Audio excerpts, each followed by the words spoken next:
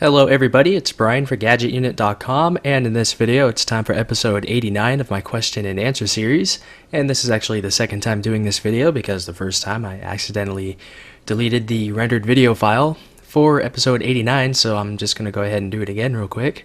Starting at the bottom with Freddie Malpartita, do you have a girlfriend? That's a bit of a private question, but I'll be more than happy to answer that, and the answer is no. My mindset is that I plan on moving by the end of the year, perhaps somewhere else, to begin a career with some company. Hopefully, that's the plan.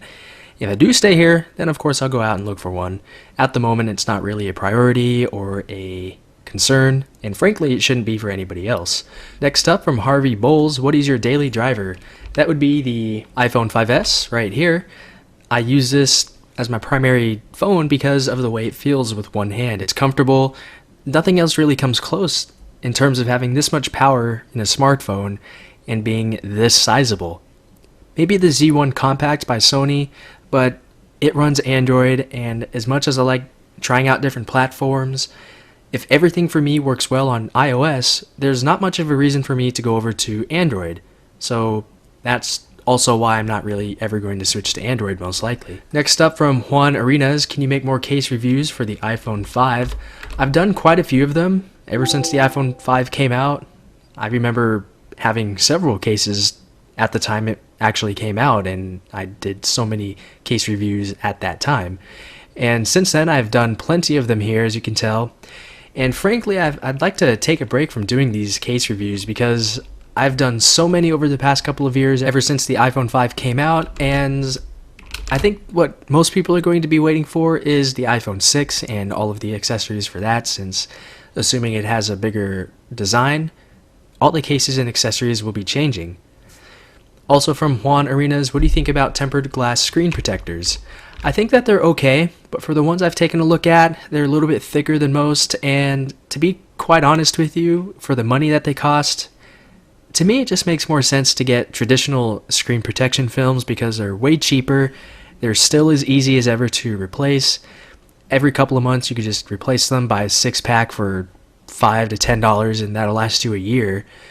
Much less than the cost of one tempered glass screen protector that will get scratched up after a certain amount of time. So, my opinion, and recommendation rather, is to just stick with traditional screen protection films. However, if you do get a tempered glass screen protector, you might be pretty satisfied with the way they feel and the way they look. They very much do look and feel like the glass of the iPhone 5 itself, or the 5S, or whatever device you happen to be getting them for.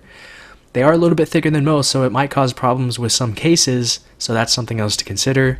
But for the money that they cost and everything else, I just don't really prefer tempered glass screen protectors. Also from Juan Arenas, out of all of the iPhones, which one is your favorite? That to me would be the iPhone 5S. It's the most fastest, it looks the best, although it mostly resembles the iPhone 5, but we do have the dual LED flash, the modified home button, and things like that. But this is definitely my most favorite iPhone. I think that when it comes to the most innovative, the iPhone 4 is still the best in that regard because it added way more.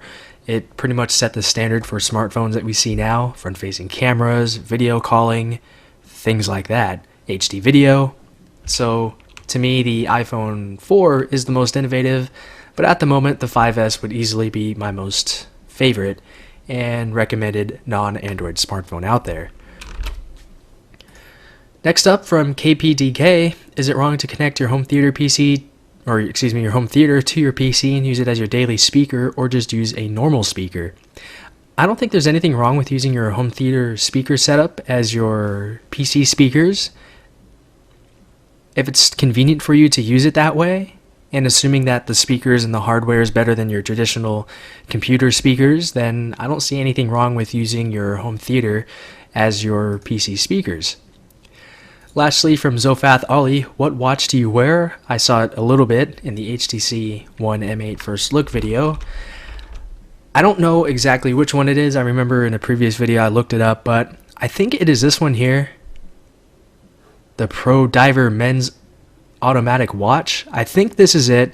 I honestly don't look at my watch too much, so I don't remember what it looks like, and I'm not going to go get it because I don't have it on me right now, but it's definitely Invicta. That was purchased from Costco. It looks very much like this, or something like this. And that's pretty much all I have to tell you in that regard. So that's it with episode 89 of my question and answer series. If you have any questions that you would like me to try and answer, go ahead and leave those down below in the comments area. But that's it with this video. So thanks a lot for watching, and I'll talk to you all very soon.